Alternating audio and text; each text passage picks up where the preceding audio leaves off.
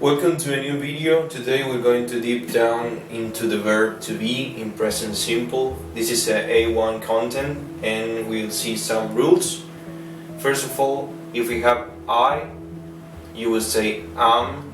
If you have he, she, it, you will use is. And if you have you, we and they, you will use are.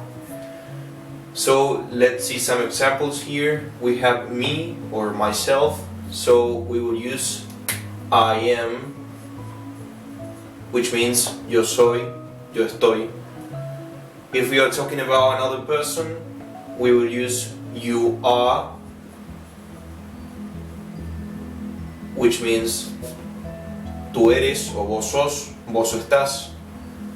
If we have a boy or a baby boy, we will use he is, él es, él está. The same goes with a baby girl or a girl. She is, ella es o ella está. A dog or an object, un objeto, un perro, un animal. The same goes with this. It is, esto o eso es, esto o eso está. Entonces básicamente el verbo to be significa para hablar de cosas que somos, de cosas que son o de cosas que están. Nosotros en español decimos ser o estar, pero en inglés se usa solamente el verbo to be para decir las dos cosas. Entonces depende del contexto, nosotros vamos a ver si se está diciendo estar o ser. Seguimos. Me as a father with my child.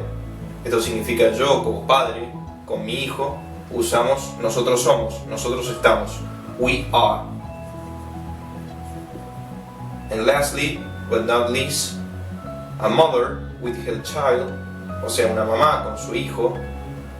Vamos a decir ellos están o ellos son. Entonces, they are. And basically, this is all we need to get started. In the next videos, we are going to see the interrogative and negative form, because this is only the affirmative form of the verb. But for now we are done. So thanks for watching our video and we'll see you in the next one. Bye bye.